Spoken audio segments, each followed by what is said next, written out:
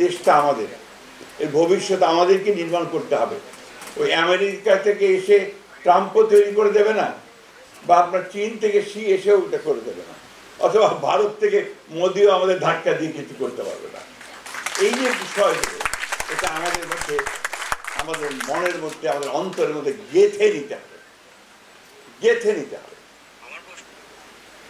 আমাকে সাংবাদিক ভাইরা একটা অভ্যাস আছে, আমাদের সাংবাদিক ভাইরা, এটা ভালো না খারাপ আমি বলতে চাই না, ওনারা শুধু ঝগড়া বাজিয়ে দিতে চায়।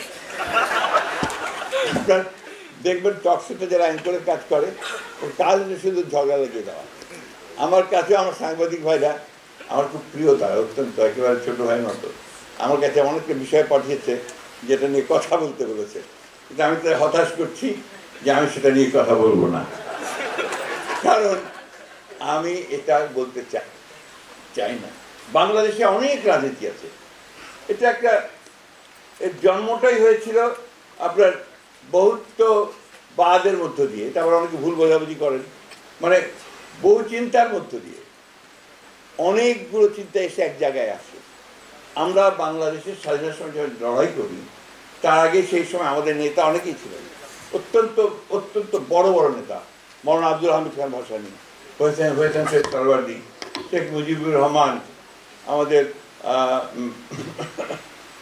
মাহবুবুল্লাহ শাহ আসেননি আজকে এখানে বোধহয়, তিনিও তখন বিরাট নেতা ছিলেন। ওখানে বাদলরা বসে আছে, তারাও বড় নেতাই ছিলেন তখন।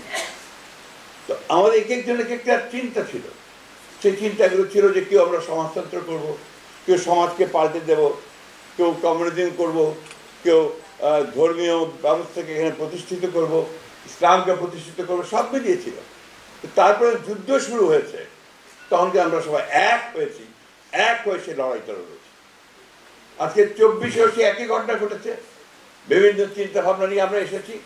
যেদিন ছাত্রদের উপরে গুলি শুরু হয়েছে, তখন কিন্তু সবাই নেমে এসেছে রাস্তায়, ঠিক না?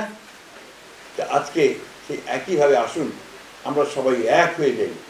আমরা, সমস্যা আছে, সমস্যার সমাধান হবে, ইতিমধ্যে অনেক দূরে গিয়েছে। আমি প্রফেসর ইউনূস সাহেবকে ধন্যবাদ জানাতে চাই যে তিনি দায়িত্ব নিয়েছেন, আমার বিশ্বাসও আছে যে তিনি সফল হবেন।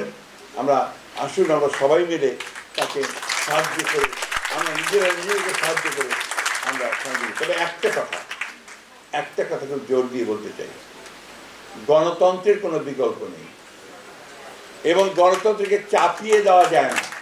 ইট ক্যানট বি ইম্পোজড। আপনি আমার উপরে চাপিয়ে দিলেন তা দেওয়া যাবে না, চর্চা করতে হবে, প্র্যাকটিস করতে হবে, সেই জায়গাগুলোকে খোলা রাখতে হবে। এই কথাগুলো বলে আপনাদের সকলকে আবারও এই আশাবাদ আমি বলতে চাই যে নিশ্চয়ই সেই বিহঙ্গের মতোই একদিন না একদিন আমি ফিরে এসে পৌঁছব। ধন্যবাদ।